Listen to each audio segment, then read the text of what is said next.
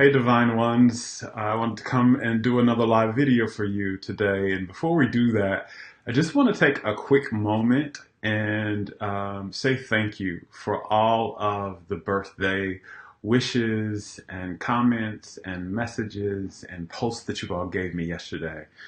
Today is March 6th, and my birthday was yesterday, March 5th. And I just got an outpouring of messages from you all. And I just want to say thank you from my heart. It made me feel really loved and it really brought me joy on my birthday. So thank you. And as part of my birthday, I wanted to come and do for the month, at least for the month of March, I want to do several videos, live videos with you, sharing a lot of my journey, some things I may not have shared already of stuff about my story and the wisdom it gave me and kind of the understanding it gave me around healing and transforming our lives and living a life that tastes very delicious to you, that feels good to live inside of and tastes good to live inside of. So I'll be sharing a lot of that, about what I've learned and some of the experience that happened to me and what I gained from those experiences in my journey, some of which you probably have not heard before. So saying all of that, before we jump into today's topic, which is the greatest lesson I learned from my healing journey, for any of you all who are new to me, you've never watched a video of me, but or heard of me before, and this is probably your first interaction with me. My name is Jerome Braggs. I'm known as the Soul Medicine Man, and my healing journey started in 2004, on January 1st of 2004, actually. When I checked into a hospital with what I thought was the flu and ended up getting diagnosed instead with several life-threatening illnesses and two life-threatening diseases, which were AIDS and kidney failure, and being told by doctors that at that time I had 7 days to live. And after they told me that, I threw everything I knew about the law of attraction and creating our reality at my situation, and I was able to fully heal myself in 3 months, to where there was no HIV or AIDS in my system anymore, and my kidneys were back to fully functioning. And I was being called a miracle child. But I found myself back in that same hospital a year and a half later with the exact same diagnosis to the T, the exact same other illnesses and the exact same AIDS and kidney failure again. And instead of 7 days to live, this time I was given 48 hours to live. And on my deathbed this time, I had what many people call a near-death experience, where I had experience with the other side, and I met the divine, and was told during that experience what the key was for true healing and for experiencing true well-being, which for a long time I used to process as was to love yourself, but I have a deeper understanding about it today, and it was to come back home to yourself. And you've probably been hearing me talk about that.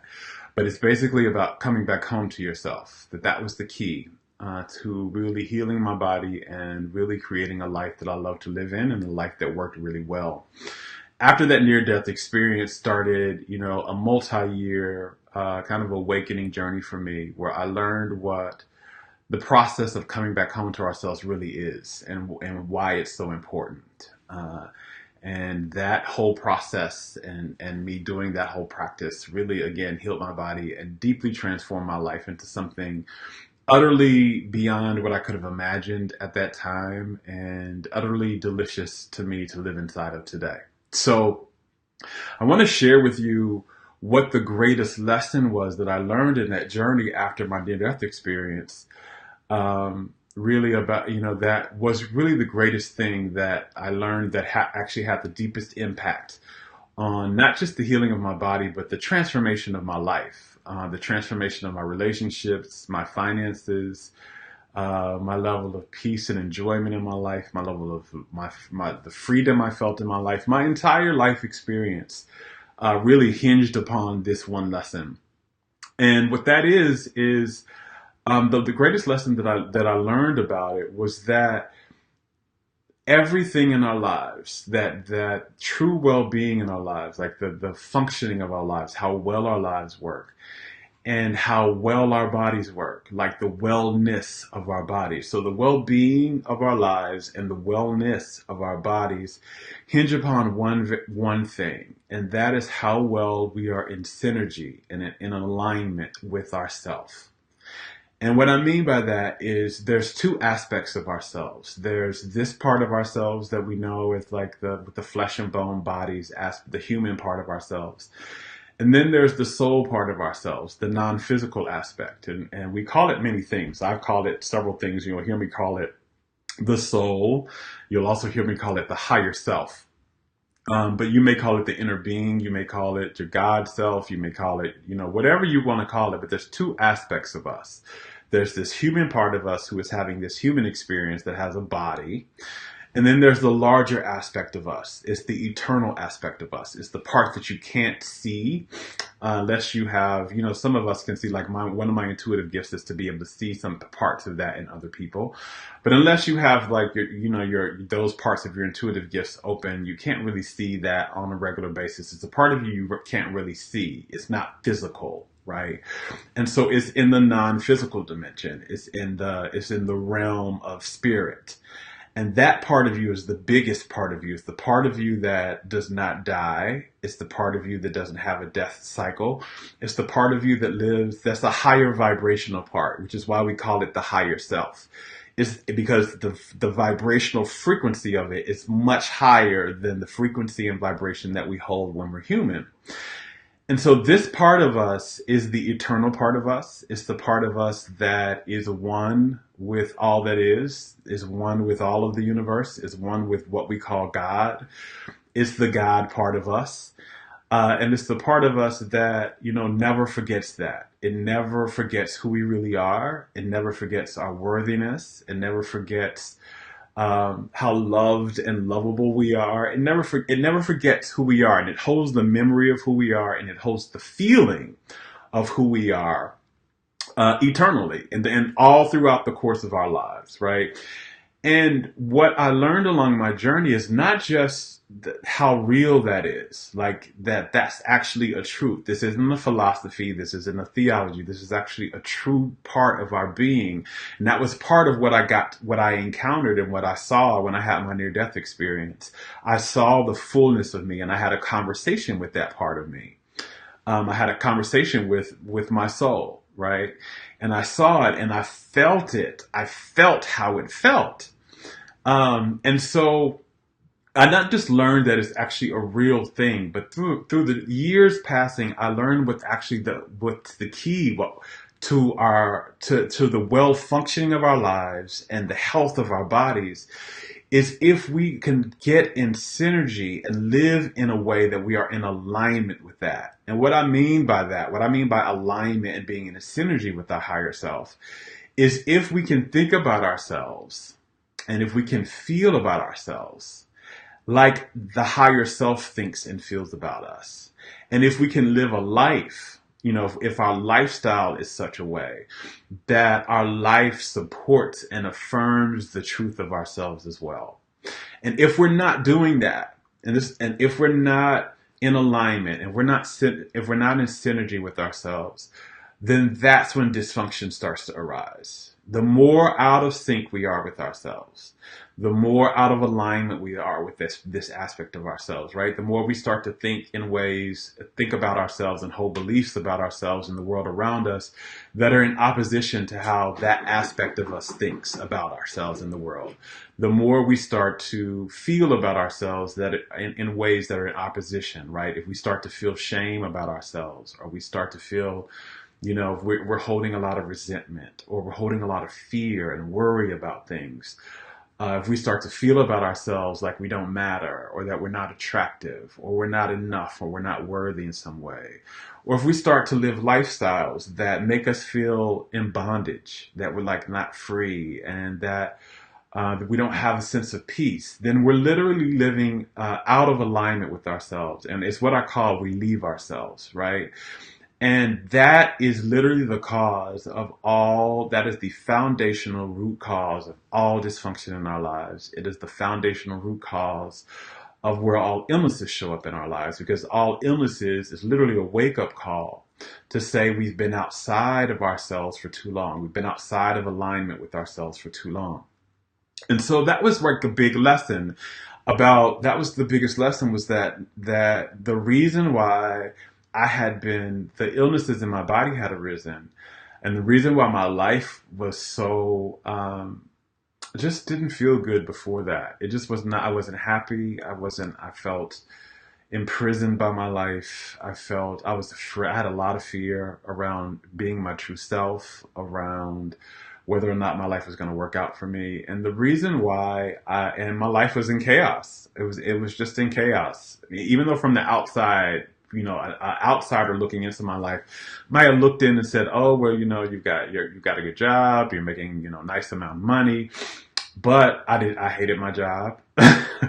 I was not happy there, and I had never felt good about myself. I felt ashamed of my body, feeling that I was fat and unattractive and undesirable, and all of those things. If you know my story, you know a little bit about that. But the reason why my life was in chaos and my body was in disease was because I had been living a life for a very long time that was outside of alignment. I wasn't at home in myself. And that's what I call coming back home, is you're really coming back into alignment. And so when we have these illnesses show up in our lives, and we have or we have these hardships or these life challenges that show up in our relationships, it may be divorce, it may be just a tumultuous relationship you're in, whether you're having financial woes. From the outside, we think, in the external world, we think what it means is, oh, I need to fix this, I need to get this, and I need to get this, and everything will be right. And, although your healing process may require some of that, that's never the solution. The real solution, because that's not where the problem is. The problem is we're not at home in ourselves. We're not in synergy, the two parts of ourselves, the human and the spiritual, the temporal and the non-physical, the higher self and the human self are not in alignment. They're not in synergy. We're not feeling how our soul feels. We're not thinking about ourselves and thinking about our lives, how the broader God part of us understands and thinks about us, right? And feels about us. And what I learned is that when we come back into alignment, when we do the work of coming back home to ourselves, everything in our lives gets better. Everything in our lives heals. Everything in our lives transforms and gets better. And the process of that, the process of coming back home to ourselves is really to understand what the four kind of cornerstones of our higher self are, like how our higher self, the four cornerstones that make up how our higher self feels and how it thinks about us at all times. This is kind of what I call the vibrational cornerstones of the soul. And those four things are kind of right here. And the four things are love, freedom, joy, and ease. The soul feels, and this again is what I kind of felt in my near-death experience when I had the experience with the other side. I had experience with the fullness of myself, the fullness of my soul, my higher self. What I felt was this feeling of deep, unconditional love. And that's how the soul feels at all times. And when we leave this feeling of ourselves, especially for ourselves, when we leave a feeling of feeling loved, we're out of synergy with ourselves. And what I really like to, and I'll be doing another video to talk about these four elements in depth, but what I like to kind of really boil love down to, because there's a lot of misunderstanding about what love is. There's a lot of different ideas we have about love based upon what we were taught in our environments and what we saw people model around what they were calling love, but really wasn't love. But what I like to kind of just really boil love down to is kind of really three things. It's the feeling of appreciation, it's the feeling of acceptance, and it's the feeling of being honored and being held. So that is kind of the fullness of what loving ourselves really means and the feeling of love is. And when we leave this feeling, when we have thoughts and beliefs about ourselves that don't make us appreciate ourselves or accept ourselves, or feel held by ourselves and honored by, and don't allow us to honor ourselves in our lives, like it don't allow us to really say no to what we want to say no to, have healthy boundaries and honor them and things like that, then we've left the love of ourselves. Whether we're doing that just in thought or we're also doing that in action, we're coming outside of alignment with ourselves, and that's when dysfunction arises, and that's when we start to get wake up calls in our lives, and illness being one of those. The other part of vibrational cornerstone, and again, vibration is energy. Like, we're energetic beings, each of us, and the soul is energy as well. It's energy, it's vibration, and these are kind of the vibrations that make up the kind of the skeleton, the foundation of what our higher self really is. It's the kind of the culmination of these four vibrations. And the next one is freedom, right? So the soul feels free, and it thinks thoughts of liberation and freedom. And so when we are living a life that doesn't feel free to us, we literally leave ourselves. We leave the alignment between us and our soul and our higher self. We do that, when we're not living our truth, when we're hiding aspects of us, when we're keeping secrets, when we're not living a life that is really authentic to us, when we're in relationships that bond us, when we're doing work that doesn't really feel like what we really want to do or who we really are, and we start to have this feeling of being imprisoned and in bondage, then we leave home from ourselves. And so, backing up really quickly, I realized that I had created that AIDS and kidney failure were a wake up call for me, because one, I had long since left the love of myself. I didn't appreciate myself or accept myself or honor myself. I had a very hard time really expressing my boundaries and, holding them. I was always people pleasing, and I would always say yes when I really wanted to say no. So I was always really drained.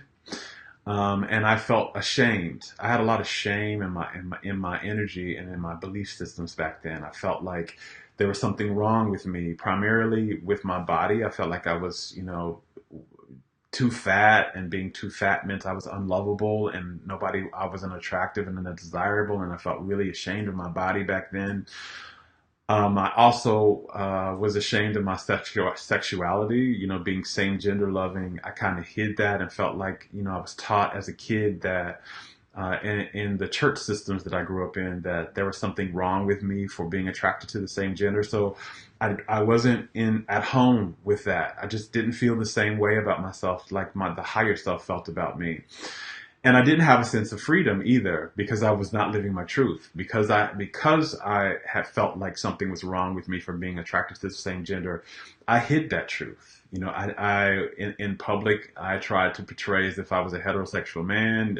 I've dated a lot of women, all of that type of thing, to try to escape and try to hide and try to be and try to be acceptable and try to belong, really was what I was trying to do when I was hiding and keeping secrets. But in that whole process, my life felt like bondage. It felt like bondage. And when you're not loving of yourself and you don't have a sense of liberation, you also choose more in bonding situations and more unloving situations. So I would do work in the world that I really didn't want to do. I do it for the money, but not really for the joy of it. So I felt imprisoned even by my work. So, that was, when we leave home from ourselves, when we have a sense of, in those ways, then again, and if we not just leave home from that in a day, or a few hours, but if you live a lifestyle that is not fostering that, and if you have belief systems where you don't believe about yourself in ways that allow you to feel a sense of freedom in your life, or liberation, or love, then things can't work well in your life. And they're not going to work well within your life. And they're going to consistently and habitually and chronically not work well in your life. And if you don't, when those things start to come out in your life, if you start to have situations and relationships and that just feel bonding and unloving, and we don't do the work of coming back home into synergy with ourselves, then we'll get a greater wake-up call. And that wake-up call will usually be some type of serious illness or disease, like I'm just talking about with kidney failure and AIDS. So those are the first two. The third one is joy. The soul is literally the energy of joy, of pure joy. And so when you're not living a life that makes you feel happy, that charges you. This, like, you're not passionate about your life. You're not really happy in your life. If you're finding out that you're really sad or you're really depressed, it's a signal that you've left home from yourself in some way. You're probably not doing work that you're really passionate about in the world. You're probably not, you're not doing work that you're really passionate about. You may be in an environment that doesn't really charge you and fuel you. You're living in such a way that just doesn't bring joy through you.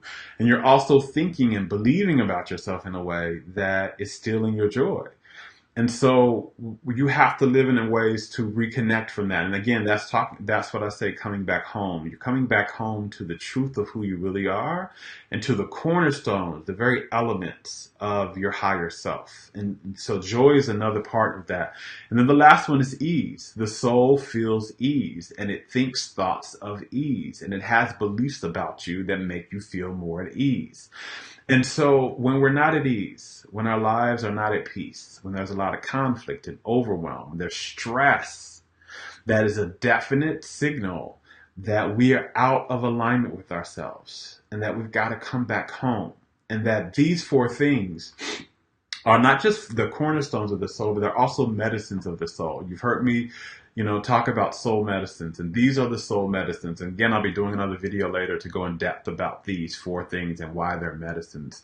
But when we come back home to these elements, when we come back to realigning with a sense of love for ourselves, when we realign with a sense of freedom, and we realign with a sense of joy or realign with a sense of ease, we're literally coming more in alignment and more in synergy with who we really are. And we bring the two parts of ourselves, the higher self and the human self, in alignment. And the energy flow is unimpeded that way.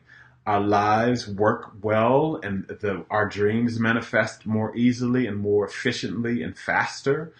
And our bodies have the energy that they need to be well. They heal when we do that. But where we're not, if we've left ourselves in any one of these areas and we stay gone for too long, that's when dysfunction shows up in our lives. And that's when illness and disease shows up in our bodies. That was the greatest lesson that I learned. That, this is really what is at the core of everything. Like, this is like coming back home to ourselves, coming back home to what some people call alignment, synergy. I call being at home in ourselves. When we come back home to the self, and that's the self with the capital S, right? When we come back home to the self, that is literally the path to true healing and true well-being and wellness. And that when we are not at home in ourselves, that is literally the path to dysfunction and dysfunction in our lives and illness and disease in our bodies.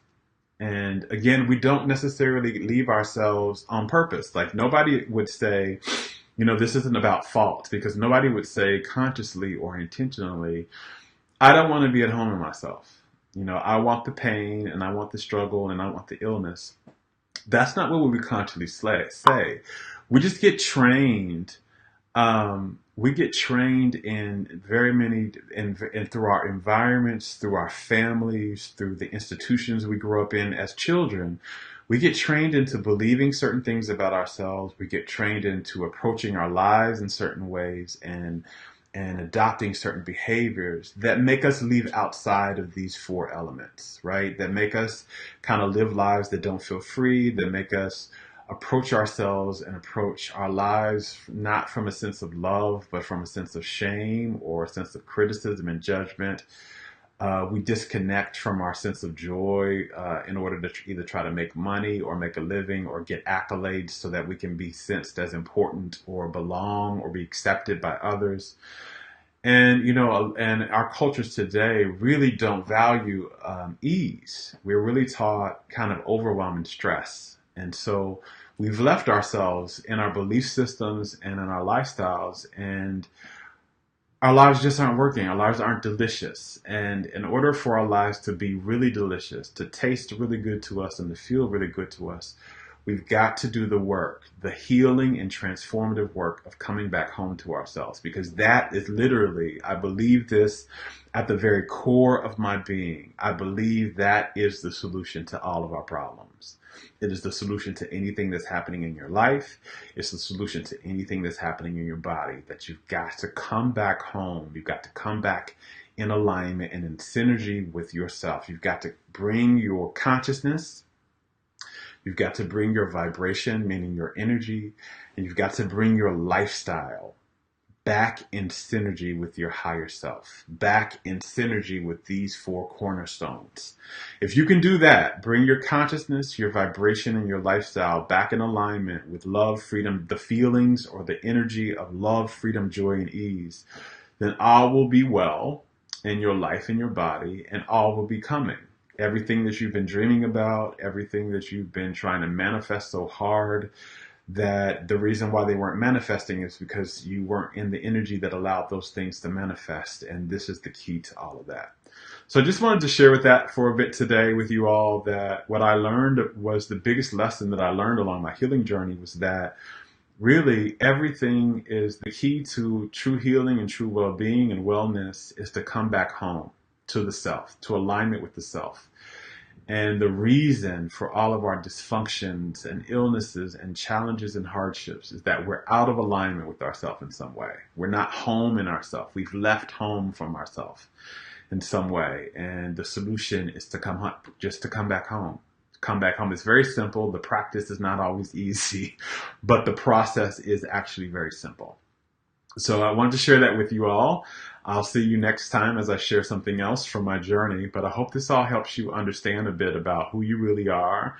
And what's really important is to live a life and to have a consciousness and a vibration that helps you stay at home more of the time.